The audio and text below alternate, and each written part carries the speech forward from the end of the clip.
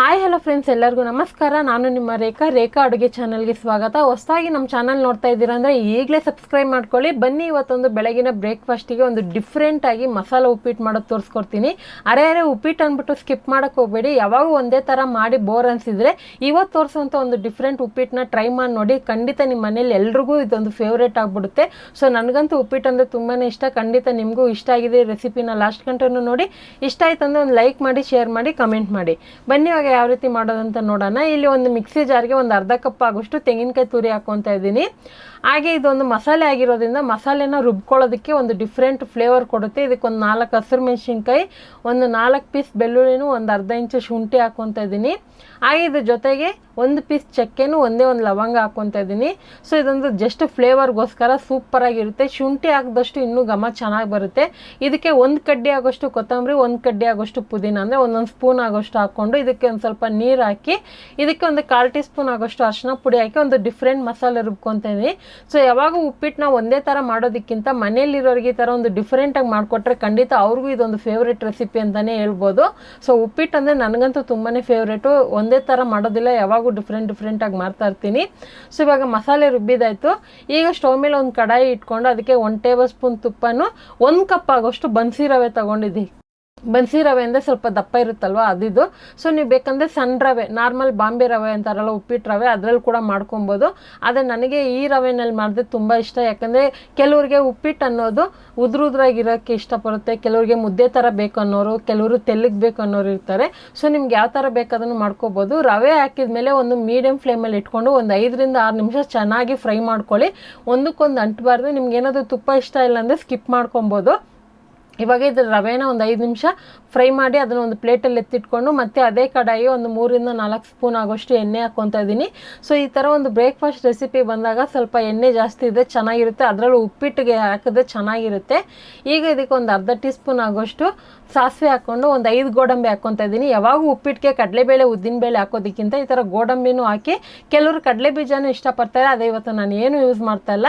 ಹಾಗೆ ಇದ್ರ ಜೊತೆಗೆ 4 ಒಣಗಿದ ಮೆಣಸಿನ್ಕಾಯಿ ಹಾಕ್ಕೊತಾ ಇದ್ದೀನಿ. ಯಾಕಂದರೆ ಹಸಿ ಮೆಣಸಿನ್ಕಾಯಿ ರುಬ್ಬೋದಕ್ಕೆ ಯೂಸ್ ಮಾಡಿದ್ದೀನಿ. ಒಂದು 4 ಬೀನ್ಸ್ನ ಈ ಥರ ಸ್ಲೈಸಾಗಿ ಕಟ್ ಮಾಡಿ ಹಾಕ್ಕೊತಾ ಇದ್ದೀನಿ. 1 ಕ್ಯಾರೆಟ್ನ ಈ ಥರ ಉದ್ದುದಕ್ಕೆ ಕಟ್ ಮಾಡಿ ಹಾಕ್ಕೊತಾ ಇದ್ದೀನಿ. ಬೀನ್ಸ್ ಕ್ಯಾರೆಟ್ನ ಯಾವಾಗೂ ಲಾಸ್ಟಲ್ಲಿ ಹಾಕ್ತಾರೆ, ಅದೇ ನಾನು ಫಸ್ಟೇ ಹಾಕ್ತಾ ಇದ್ದೀನಿ. ಯಾಕಂದರೆ ಎಣ್ಣೆನಲ್ಲಿ ಹಾಕಿದಾಗ ಇದು ಬೇಗನೆ ಕುಕ್ ಆಗುತ್ತೆ ಮತ್ತು ತುಂಬ ಹೊತ್ತು ಬೇಯಿಸ್ಬೇಕಂತನೂ ಇಲ್ಲ. ಹಾಗೆ ಇಲ್ಲಿ ಒಂದು 2 ಈರುಳ್ಳಿನ ಈ ಥರ ಸ್ಲೈಸಾಗಿ ಕಟ್ ಮಾಡಿ ಹಾಕ್ಕೊತಾ ಇದ್ದೀನಿ. ಇದಕ್ಕೆ 1 ಕಡ್ಡಿ ಕರಿಬೇವಿನ ಸೊಪ್ಪು ಹಾಕ್ಕೊತಾ ಇದ್ದೀನಿ. ನಿಮಗೆ ಒಣಗಿದ ಮೆಣಸಿನ್ಕಾಯಿ ಪ್ಲೇಸಲ್ಲಿ ಬೇಕಂದರೆ ಹಸಿ ಮೆಣಸಿನ್ಕಾಯಿ ಕೂಡ ಹಾಕ್ಕೊಬೋದು. ಸೊ ಇವಾಗ ಇದನ್ನೆಲ್ಲ ಹಾಕಿ ಮೀಡಿಯಮ್ ಫ್ಲೇಮಲ್ಲೇ ಇಟ್ಟು ಒಂದು 2 ನಿಮಿಷ ಫ್ರೈ ಮಾಡ್ಕೊಳ್ಳೋಣ. ಸೊ ಈ ಈರುಳ್ಳಿ ಕೂಡ ಅಷ್ಟೇ, ಉಪ್ಪಿಟ್ಟಲ್ಲಿ ಒಂದು ಮೇನ್ ಪಾಯಿಂಟ್ ಏನಂದರೆ ಈರುಳ್ಳಿ ಕೂಡ ಸಾಫ್ಟ್ ಆಗಿರಬಾರ್ದು, ಸ್ವಲ್ಪ ಕ್ರಂಚಿ ಆಗಿರಬೇಕು. ಆವಾಗ ನಿಮಗೆ ಉಪ್ಪಿಟ್ಟಲ್ಲಿ ತಿನ್ನೋವಾಗ ಬಾಯಿಗೆ ಸಿಗುತ್ತಲ್ಲ, ಆವಾಗ ಟೇಸ್ಟ್ ಚೆನ್ನಾಗಿರುತ್ತೆ. ಈ ತರಕಾರಿ ಫ್ರೈ ಆಗೋದಕ್ಕೆ ಒಂದು ಸ್ವಲ್ಪ ಉಪ್ಪು ಹಾಕ್ಕೊಂಡು ಹಾಗೆ 1/4 ಟೀ ಸ್ಪೂನ್ ಹಿಂಗೆ ಹಾಕ್ಕೊತಾ ಇದ್ದೀನಿ. ಹಿಂಗೆ ಬೇಕಂದರೆ ಹಾಕ್ಕೋಬೋದು, ಇಲ್ಲಾಂದ್ರೆ ನಡೀತೆ. ಹಾಕಿದ್ರೆ ಕೆಲವ್ರಿಗೆ ಉಪ್ಪಿಟ್ಟು ಅನ್ನೋದು ಕೆಲವ್ರಿಗೆ ಡೈಜೆಷನ್ ಆಗೋದಿಲ್ಲ, ಗ್ಯಾಸ್ಟ್ರಿಕ್ ಥರ ಆಗುತ್ತೆ ಅಂತಾರಲ್ಲ. ಸೊ ಹಿಂಗೆ ಯೂಸ್ ಮಾಡೋದ್ರಿಂದ ಚೆನ್ನಾಗಿ ಜೀರ್ಣ ಕೂಡ ಆಗುತ್ತೆ. ಯಾಕಂದರೆ ಮಸಾಲೆ ಅಲ್ವಾ, ಸೊ ಕೆಲವ್ರಿಗೆ ಮಸಾಲೆ ಐಟಮ್ಗಳೇ ಇಷ್ಟ ಆಗೋದಿಲ್ಲ. ಅದನ್ನು ಈ ಥರ ಒಂದು ಯೂಸ್ ಮಾಡಿ ನೋಡಿ, ತುಂಬಾ ಚೆನ್ನಾಗಿರುತ್ತೆ. ಇವಾಗ ರುಬ್ಬಿರೋಂಥ ಮಸಾಲೆ ಹಾಕಿ ಅದಕ್ಕೆ ಆ ಮಿಕ್ಸಿ ಜಾರ್ಗೆ ಒಂದು ಸ್ವಲ್ಪ ನೀರು ಹಾಕಿ ಅದನ್ನು ಹಾಕ್ಕೊಂಡು ಒಂದೇ ಒಂದು ಟೊಮೊಟೊ ಹಾಕ್ಕೊತಾ ಇದ್ದೀನಿ. ಟೊಮೊಟೊ ನಿಮಗೆ ಆಪ್ಷನಲ್ಲೂ ಬೇಕು ಅಂದ್ರೂ ಹಾಕೋಬೋದು, ಹಾಕಿಲ್ಲ ಅಂದ್ರೆ ನಡೆಯುತ್ತೆ. ಇದನ್ನೆಲ್ಲ ಹಾಕಿದ ಮೇಲೆ ಮೀಡಿಯಮ್ ಟು ಲೋ ಫ್ಲೇಮಲ್ಲಿ ಇದನ್ನು ಒಂದು 2 ನಿಮಿಷ ಚೆನ್ನಾಗಿ ಕುದಿಸ್ಕೋಬೇಕು. ಆವಾಗವಾಗ ಸೌಟಿಂದ ತಿರುಗಿಸ್ಕೊಳ್ಳಿ, ಯಾಕಂದರೆ ಎಲ್ಲ ಹಸಿಯಾಗಿ ರುಬ್ಬಿರೋದ್ರಿಂದ ಸ್ವಲ್ಪ ಹಸಿ ಸ್ಮೆಲ್ ಹೋಗಬೇಕು. ಇವಾಗ ನೋಡ್ತಾ ಇರ್ಬೋದು, ಇದೊಂದು ಕಲರ್ ಕೂಡ ಡಿಫ್ರೆಂಟ್ ಆಗಿರುತ್ತೆ. ಒಂದು ಲೆಮನ್ ಯೆಲ್ಲೋ ಕಲರಲ್ಲಿ ಬರುತ್ತೆ, ಯಾವುದೇ ರೀತಿ ಗ್ರೀನ್ ಕಲರು ಅಲ್ಲ, ಯೆಲ್ಲೋ ಕಲರ್ ಅಲ್ಲ, 2 ಮಿಕ್ಸ್ ಆದರೆ ಯಾವ ಥರ ಬರುತ್ತೆ ಆ ಥರ ಇರುತ್ತೆ. ಇವಾಗ ಒಂದು 2 ನಿಮಿಷ ಚೆನ್ನಾಗಿ ಫ್ರೈ ಮಾಡಿದ್ಮೇಲೆ ಇದಕ್ಕೆ ನಾನು ಯಾವ ಕಪ್ಪಲ್ಲಿ ರವೆ ತೊಗೊಂಡಿದ್ನೋ ಅದೇ ಕಪ್ಪಲ್ಲಿ 2 ಕಪ್ ನೀರು ಹಾಕ್ತಾಯಿದ್ದೀನಿ. ಸೊ ಫಸ್ಟೇ ಹೇಳ್ತಾ ಇದ್ದೀನಿ, ನಿಮಗೆ ತೆಳ್ಳಗೆ ಬೇಕಂದರೆ ಇನ್ನೂ 1 ಕಪ್ ಎಕ್ಸ್ಟ್ರಾ ಹಾಕ್ಕೊಳ್ಳಿ ನೀರು, ಅಥವಾ ಉದ್ರುದ್ರಾಗಿ ಬೇಕಂದರೆ 2 ಕಪ್ ಹಾಕ್ಕೊಳ್ಳಿ. ನನಗೆ ಉದ್ರುದ್ರ ಉಪ್ಪಿಟ್ಟು ಅಂದ್ರೆ ತುಂಬಾ ಇಷ್ಟ. ಸೊ ತೆಳ್ಳಗಿದ್ರೆ ಅಷ್ಟು ಇಷ್ಟ ಆಗೋದಿಲ್ಲ, ತುಂಬ ಜನಕ್ಕೆ ಅದಕ್ಕೆ ಉಪ್ಪಿಟ್ಟು ಅಂದರೆ ಆಗೋದಿಲ್ಲ. ತೆಳ್ಳಗೆ ಮಾಡೋದಕ್ಕಿಂತ ಉದ್ರುದ್ರಾಗಿ ಮಾಡಿ ನೋಡಿ, ಸೂಪರಾಗಿ ಇಷ್ಟಪಟ್ಟು ತಿಂತಾರೆ. ಹಾಗೆ ನಾನು ಚೂರು ಉಪ್ಪು ಕಡಿಮೆ ಅನಿಸ್ತು, ಉಪ್ಪು ಹಾಕ್ಕೊತಾ ಇದ್ದೀನಿ. ಹಾಕಿ ಇದನ್ನು ಒಂದು 3 ನಿಮಿಷ ಇದನ್ನು ಚೆನ್ನಾಗಿ ಕುದಿಸ್ಕೊತೀನಿ. ಯಾಕಂದರೆ ತರಕಾರಿ ಹಾಕಿದ್ದೀರಲ್ವ, ಆಲ್ರೆಡಿ ಎಣ್ಣೆನಲ್ಲೇ ಒಂದು 1/4 ಭಾಗ ಬೆಂದಿರುತ್ತೆ. ಈ ನೀರು ಕುದಿಯೋವಾಗ ಅದರಲ್ಲಿ ಒಂದು ಅರ್ಧ ಭಾಗ ಬೆಂದ್ಕೊಳ್ಳುತ್ತೆ. ಇವಾಗ ರವೆ ಹಾಕ್ಕೊತಾ ಇದ್ದೀನಿ. ರವೆ ಹಾಕೋವಾಗ ಸ್ಟವ್ನ ಸಿಮ್ಮಲ್ಲೇ ಇಟ್ಕೊಳ್ಳಿ. ಇವಾಗ ನಾರ್ಮಲ್ ಸಣ್ಣ ರವೆ ಆಗಿದ್ರೆ ನೀವು ಸ್ವಲ್ಪನೇ ಹಾಕಿ ಸೌಟಿಂದ ತಿರುಗಿಸ್ಕೋಬೇಕಾಗುತ್ತೆ. ಅದೇ ಇದು ದಪ್ಪ ರವೆ ಅಂದರೆ ಬೆನ್ಸಿ ರವೆ ಹಾಕಿರೋದ್ರಿಂದ ಇದೇನು ಗಂಟಾಗೋದಿಲ್ಲ.